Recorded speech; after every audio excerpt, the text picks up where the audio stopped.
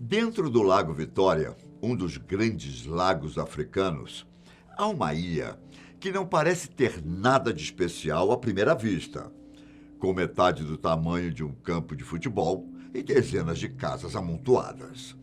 A ilha parece mais uma pequena favela cercada pela água. E entre as famílias, os pescadores e as garotas de programa, cerca de 500 pessoas tentam ter uma vida por lá. Essa é a ilha Migingo. E eu, Ivan Lima, vou te contar a curiosa história de lá. Bem-vindos! Há quem diga que antes de ser povoada, a ilha era o lar de um espírito maligno.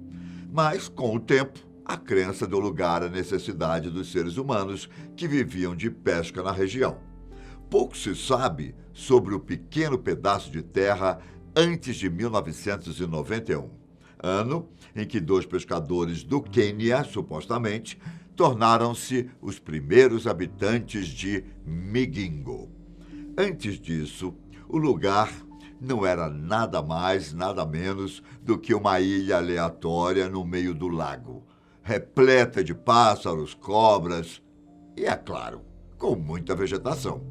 Mas aí vieram esses dois pescadores, George Kibebe e Dalmas Tembo, em uma época em que o nível da água do lago diminuiu e liberou um pouco mais de espaço.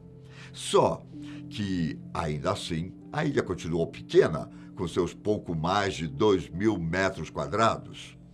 Pode até parecer estranha a ideia de ir morar em um lugar bastante remoto, mas os pescadores estavam em busca de facilidade, pois, residindo na ilha, eles economizariam combustível para pescar.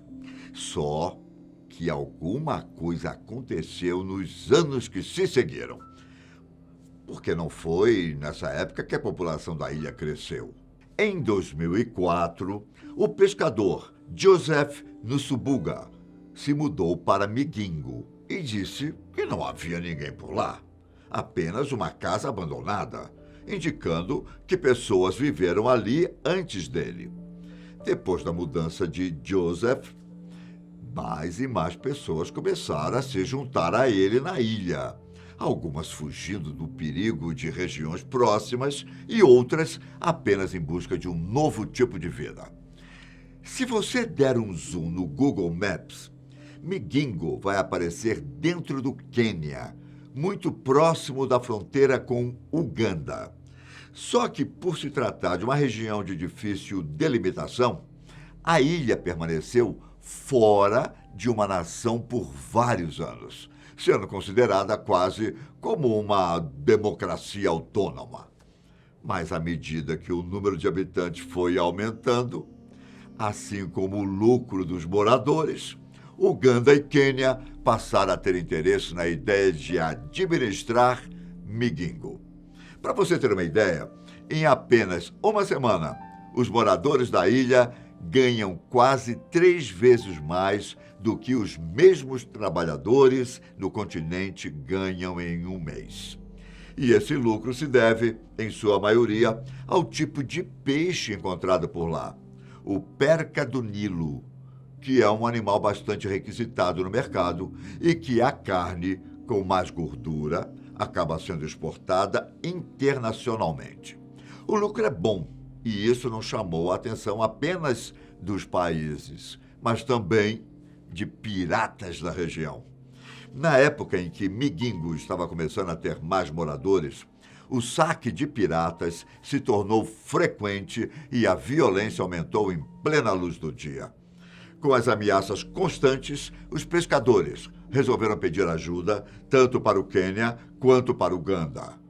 E a ajuda veio já em 2004, quando a Guarda Costeira de Uganda estabeleceu um posto na região para proteger a ilha. Mas, em troca da segurança, os dois países começaram a exigir que as pessoas de Migingo pagassem impostos, o que era algo totalmente impensável para eles. E a recusa em pagar as taxas gerou represálias, com oficiais do Quênia e de Uganda entrando em conflito com os moradores.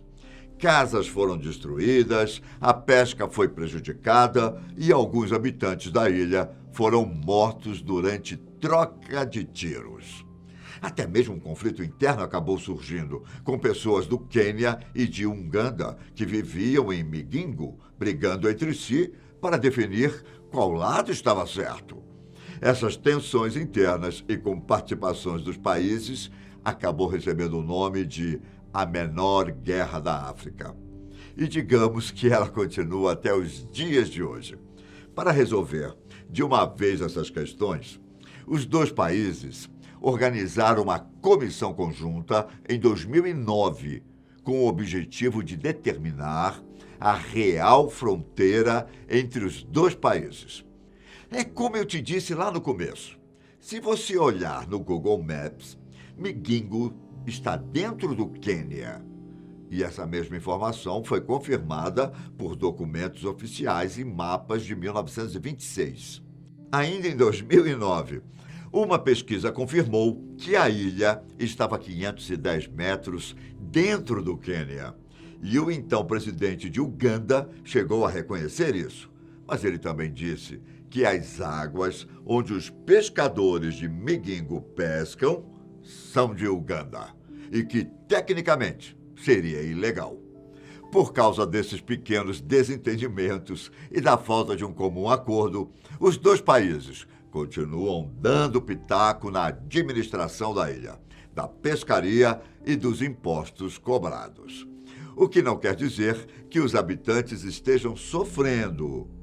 Como a venda do Perca do Nilo traz bastante lucro, as pessoas costumam gastar o dinheiro com diversos tipos de entretenimento dentro da própria ilha, depois de pagarem os impostos e quando não estão trabalhando. Na maior parte do tempo, o trabalho é muito bem dividido. Enquanto os homens pescam o peixe, as mulheres os limpam e preparam para a venda. Sem eletricidade, internet, televisão ou coisas do tipo, a população pode desfrutar do tempo livre em um dos 5 bares, dar um passeio pelos hotéis, isso mesmo, hotéis, no salão de beleza para homens e mulheres e até comprar algum medicamento na própria farmácia da ilha. Só que não se engane, em casos mais sérios de saúde, os moradores precisam ir até o Quênia ou Uganda para o tratamento, já que não há nenhum hospital por lá. Nas casas construídas com chapas de ferro, nenhuma tem banheiro, fazendo com que os moradores usem a água do lago para se lavar e, para quando, vocês sabem, a natureza chama. Mesmo em condições que aos nossos olhos podem parecer precárias, Migingo conta ainda com 4 bordéis, que ao lado dos bares vendem abertamente álcool e algumas drogas consideradas leves para as pessoas. Na verdade, apenas para as pessoas que moram lá. Visitantes não vão conseguir comprar. Isso mesmo, visitantes. Além da pesca, a população também recebe bastante atenção de turistas, que ficam sabendo da curiosa história do lugar e decidem conferir de perto como é a vida das pessoas. Eles costumam visitar Migingo em tours e ficam nos hotéis que eu te falei, todos construídos da mesma forma que as casas, com chapas de ferro, mas sempre preparados com lençóis no chão para acomodar as pessoas. Digamos que as construções mais regulares da ilha são a delegacia de polícia, que inclusive foi construída pelo governo de Uganda para proteger os moradores e os turistas, uma pequena igreja e uma mesquita. E embora o passeio possa ser emocionante, os turistas não podem ficar mais de um dia por lá, de acordo com a regra estabelecida pelos administradores de Migingo. A razão para isso não está exatamente clara, já que a ilha não é considerada um lugar perigoso internamente. Isso porque, desde 1991, apenas 6 casos de roubo foram registrados. O número é incrivelmente pequeno, mas a ilha tem suas regras sobre o que fazer com o bandido. Caso tenha sido um furto pequeno, o ladrão recebe uma punição com chicotes de palha. Agora, quando o roubo é grande, o responsável é expulso da ilha e nunca mais pode voltar. Além disso, mesmo tendo sido proibida a construção de novas casas, mais e mais pessoas continuam aparecendo na ilha, sem falar dos nascimentos de bebês. E toda a superpopulação do lugar poderia ser facilmente evitada, já que a 200 metros de Migingo existe outra ilha, a Ilha Uzingo, que é muito maior e praticamente desabitada, com poucas famílias morando lá e alguns cientistas que usam o espaço como base para pesquisar a fauna e a flora do Lago Vitória. Há quem diga que a mudança não é feita porque o espírito maligno que vivia em Migingo se mudou para outra ilha e passou a perturbar as poucas pessoas que ali vivem. É ver para crer. Um forte abraço. Tchau!